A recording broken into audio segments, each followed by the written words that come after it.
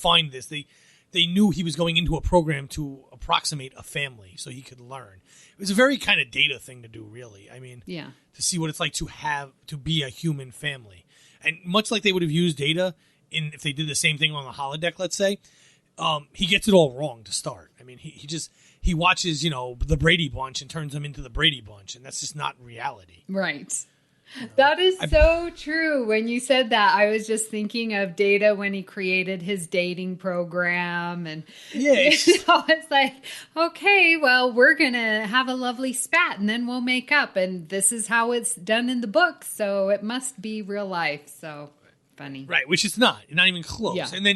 But then when they swing the program, it swings totally the other direction. And then he's a little bit, you can't be friends with Klingons. I mean, look, my kid has friends I do not like. I just don't like the kid. But I know for a fact that if I tell him outright you cannot associate with that child, he's just going to do it more. Well, that's children. Because you're smarter. There are a lot of parents, and I have known a lot of parents that have told their kids you will not be friends with them. Oh, I know. And my parents have never said, my parents did tell me who they didn't want me to be friends with, but they never outright forbid me from being friends with people. Mm-hmm. You teach your kid right from wrong, and you hope they listen, and they don't always, but you hope they do. You do your best or whatever, but it doesn't work out saying no. You can't. Look, if something that's going to get them hurt or killed, that's another story. We're not talking about that. We're just talking about being friends with somebody. My son is 9. We're not talking about joining gangs at the moment or anything crazy. But if I told him outright no, you can't be friends with this child, then I'm going to be leading myself down a path where he's only friends with kids like that. Yeah. So, but you would think, and I know you said because I'm a smart parent. Thank you, but you would think the doctor would be smart enough for that. Yeah. But he's not. No, he's not. He also gets, by the way, best line of the entire show is when his daughter's like, well, how come you're not sacrificing anything?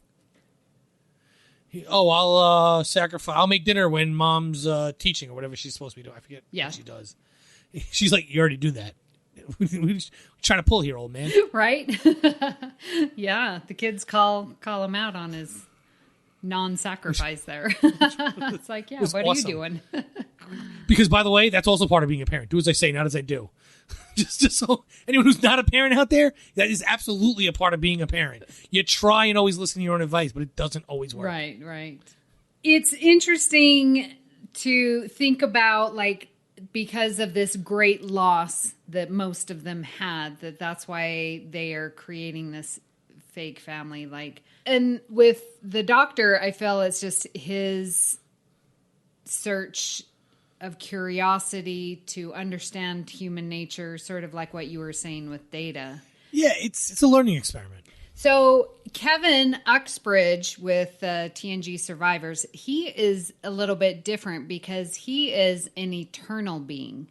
And I'm wondering if that is going to make a difference, because if you are living forever, at some point, would you create a fake family? Maybe. If I was living forever, though, would I look so old?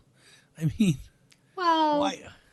Come on. He's all powerful. He was aging with his... She's not real anymore. But at the time of her death, that's how I understand that, like. But I would... I tell you now, I wouldn't stay in that position. I would be young and vibrant again. Well, but when he created her...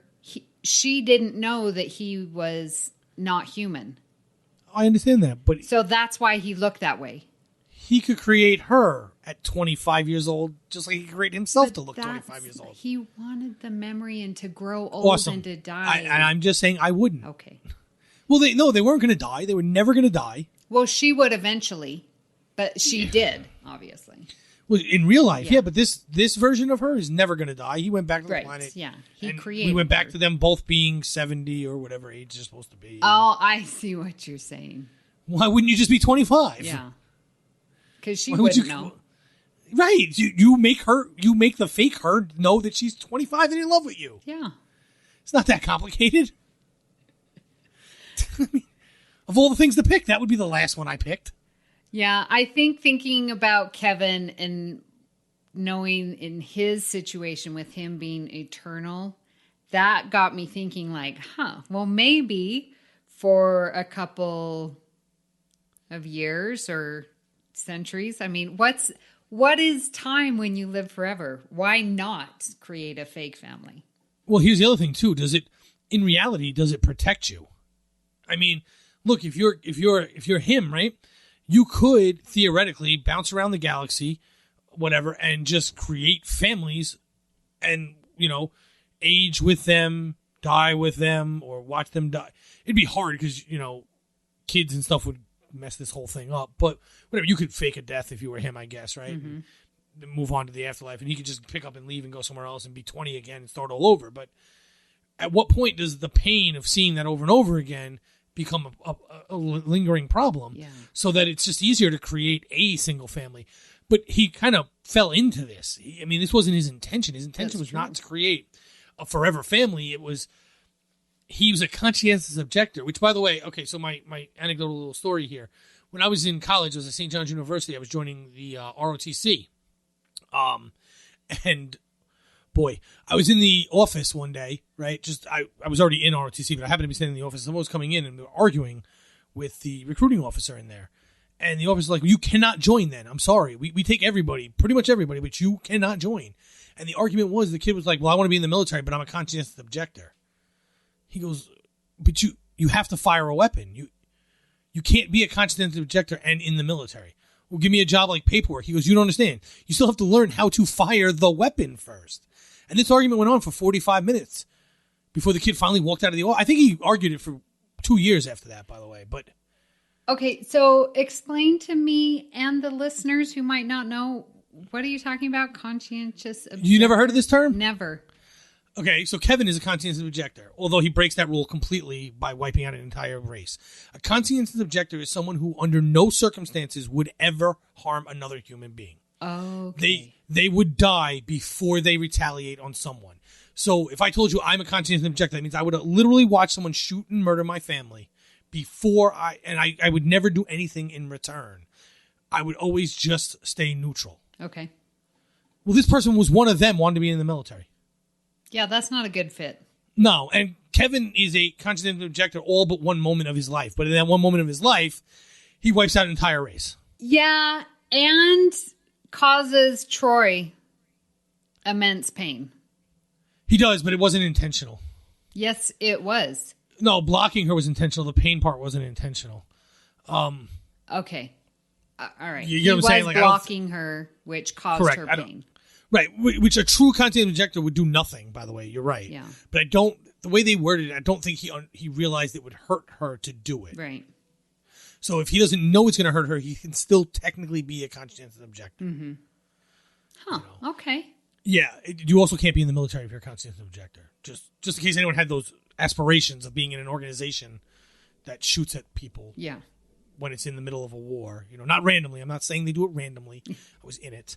But when the vast majority of people in it are trained to kill, you probably shouldn't be a conscientious objector trying to join it. Yeah. Talking about this eternal being and how you were saying, like, if he goes from place to place, galaxy, and, having a family and then having to leave because everyone dies, reminded me of a couple of movies, and it's called The Man from Earth. I saw it on Prime, Amazon Prime. I don't know it. And he is, and oh my gosh, there's two movies. There's two movies, and in the first movie, who's Kern? Tony Todd, and was in it, and John Billingsley was in it. Oh, cool. I know. And then in the second movie, John Billingsley came back, and there was another Star Trek actor in the second movie. Anyways, so this movie is about this guy who, not protozoan, but like he's after the Neanderthals, but before us. And he lives he's been alive for 7,000 years. Okay. That's the premise of the movie. Right. And so so now where we're catching him in this movie, which is around 2000, and then the second movie comes out in 2010, so 10 years later. So at that point, he moves around every 10 years because he doesn't age and people start to notice. And so like what you were saying, like he does get into relationships, but he can't get too serious because he knows that he's leaving. And it's, listeners, if you can find it on Amazon Prime, The Man from Earth, and then the second one, which I don't remember, but it comes up. It's a quite interesting movie. The first one is way better than the second one, but it definitely sort of reminded me of this, of having these relationships and then just leaving. Yeah, and that's how it would be, right, if you lived forever. Isn't that like the whole problem with the Q continuum, too, that we see? Yeah. With the one guy who wants to end it because he's just tired of, like, nothingness. Yeah. He ain't really. Right. So, what'd you think? Because see, the problem here, guys, is we actually had the first three laid out a week and a half in advance. And then, like, 3 days ago, I added the Enterprise episode. Yeah. So neither one of us watched it, like, 4 times like the others. But what did you think of the Enterprise episode? I really did enjoy it. As I said at the beginning, like, they were scanning. There was no life signs. And then you see this little shadow. And then there was this part of the ship that was protected.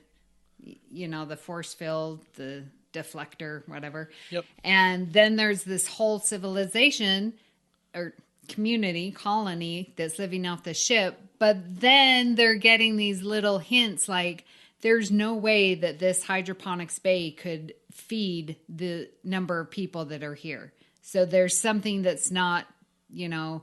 And I was wondering, because I really don't remember. And I know I've seen all of Enterprise, but I don't remember this. And so then when she's like, can I go up on the ship? And I'm like, because I already knew that we were talking about fake families, and that's why you had me watch this. So I'm like, wait, if she's a hologram, how is she going to go up to the ship? So I was all over the place guessing. It was fun.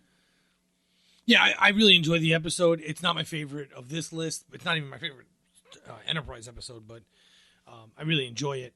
And it does fit this topic well. But unfortunately, we didn't get to watch it like 12 times like the other ones. But this is also the one where they're like, at some point they're attacking and disappearing, right? Yeah, because they're shooting, but it's going straight through them. Right. And then eventually that's when they realize that they're fake, and he gets them to start turning them off. Yeah. Which is interesting because you don't see that in the others. Right. You don't see them just randomly turning off people. Yeah. I think Enterprise is the most, well, I know they're all unique, but I think there's something about the Oasis that I feel is more unique than Survivors, Shadowplay, and Real Life. Survivors, Shadowplay, and Real Life were all done kind of in the same era, in the same timeline of Star Trek, when by the time we hit Enterprise, Star Trek had changed. I mean, I know it was still, Braga and them, but it had definitely changed. And there would have been a few years gap in there, too, where we didn't have gaps between the other 3 series. It was interesting that Trip was such a player in this. Well, it pops up a few times. This isn't the only time. Yeah, and I was like, oh, do we really need that? But it served its purpose, I guess. Well, yeah. The back and forth between T'Pol and Trip, I was like, okay, whatever. Yeah. Well, which is odd because that's really early in the series, way before they actually have a thing. I know. I was wondering the same thing. I'm like, this is season 1, and they're already started for a very long time. Yeah, right, but which they abandoned. By the way, they go on to make you, the viewer, kind of believe that T'Pol and Archer are going to have a thing, and then they go back to Trip. Yeah. So, how did you feel that it was Ezra who was Renee Auberjonois, if I said that right? Odo. I couldn't tell you if you did.